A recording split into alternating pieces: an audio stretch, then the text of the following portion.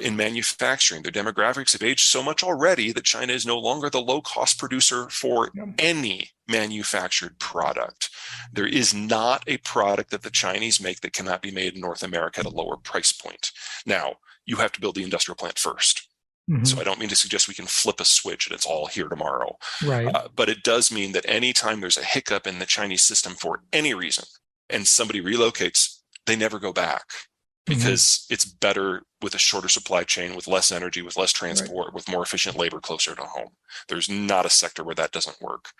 And then in terms of industrial commodities, kind of an echo of what's going on with energy markets, they have to get it from a half a world away. They can't go at it and get it themselves. They are completely dependent upon the globalized system as enforced by the American Navy.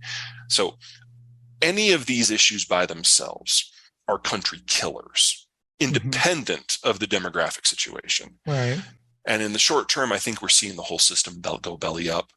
I think it's safe to assume that most people have relatively formed opinions about whether the COVID vaccine is the way to go or natural immunity is the way to go.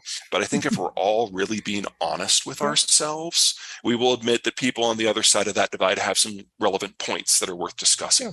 And we certainly know that if you have both, you're in better shape. Neither of those are options in China. The Chinese vaccine doesn't work versus the Omicron variant, certainly not Omicron B.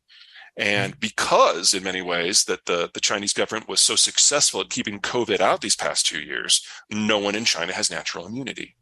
So if they were to open up with Omicron B being the dominant strain, Omicron B is the most communicable virus we've ever faced. And it's the highest lethality rate of all of the COVID variants to date.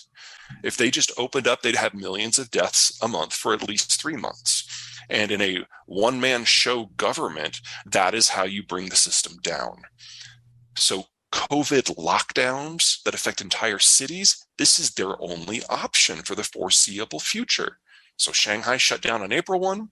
They reopened on June 1. They're in the process of locking down again already because Omicron is just so communicable. Masks don't stop it sufficiently. What is China if it's not a manufacturing center? Because that's all they have left. And now that is leaving very, very quickly.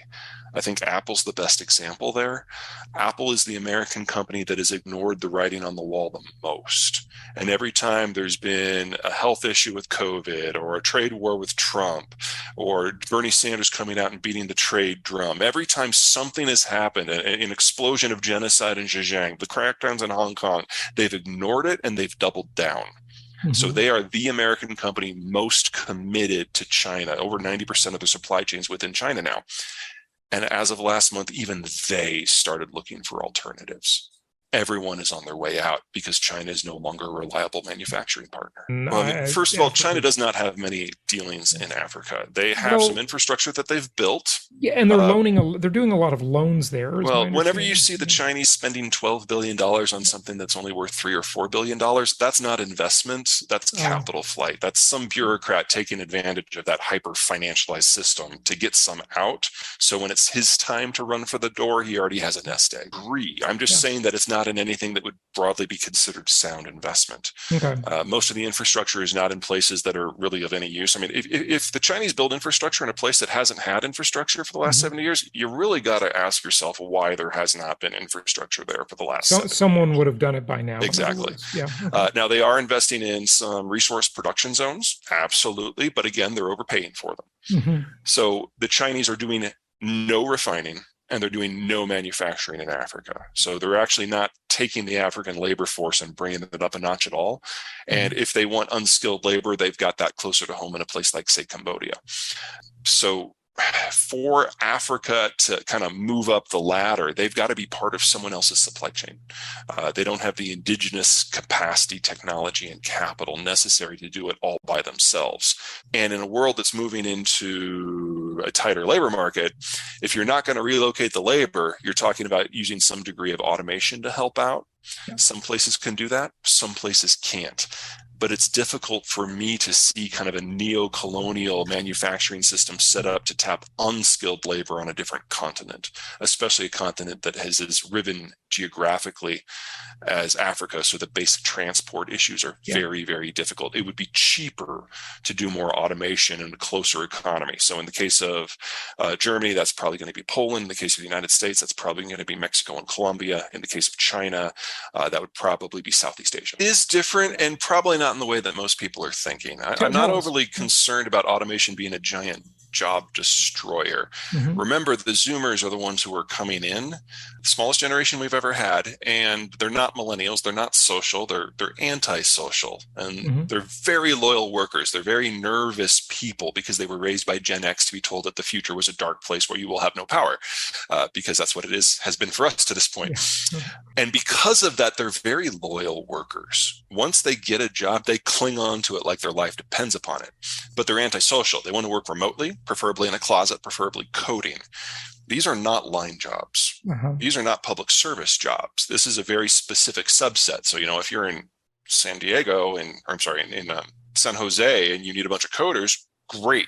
Your workforce is covered for the next 20 years. You need them for anything else? Yikes. So we are going to need automation, not just because we have fewer workers, but because the workforce of those fewer workers is very, very different from what we have had for the last 40 years. So we have to have it. On the flip side, automation is one of the most expensive things you can do. It's expensive to develop, to operationalize, to install, and people always forget about this step, the most expensive of all, to keep it updated. That takes capital. We're not going to have as much of that. So this wrestling over what little bits of capital are left is going to be huge. I would expect it to, yes. The places that can do it successfully or most successfully are going to be those places that do have a stronger capital base like the United States. I would also add in that in a world that deglobalizes, the idea of having a supply chain with 1,000 steps is kind of silly and honestly really dangerous. Yeah. So you need shorter supply chains closer to the end consumer. I think COVID made us all realize that. Absolutely. I agree, but compared to what COVID has done, what's coming is a whole nother level in terms of intensity. Tell us about that. Well, when you're finished, but sure. So manufacturing, especially for things like electronics, it does best, it's most efficient when it can tap different wage levels and skill levels. So you do the low skilled stuff in one place and the high skilled stuff in one place.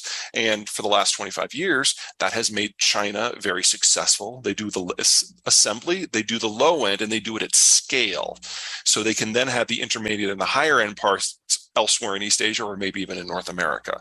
And there's a lot of back and forth, and the average manufactured product crosses a border at least 100 times. Even in automotive in the United States, if you're taking each individual piece, you're talking like 25,000, maybe 30,000 border crossings. It's massive. Oh my gosh. In the world we're moving to, that's going to be harder to do. But the United States has Mexico. So we've got 130 million Mexicans, 35 million Northern Mexicans very proximate to the border, and we can still play in that old style manufacturing. At the same time, we have the best capital structure to bits and pieces moving into the new style.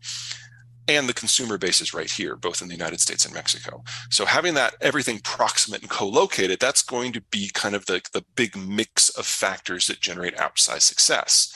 You're not going to have that in Asia, because the consumption base is gone and the labor structure is now too expensive. And if you break down maritime transport safety, those border crossings are more difficult because in the United States, it's a land border with a country we broadly trust.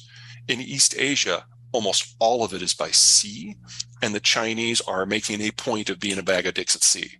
So the very concept that you can have a maritime trading system in a country where China is either rising or falling is a bit of a reach.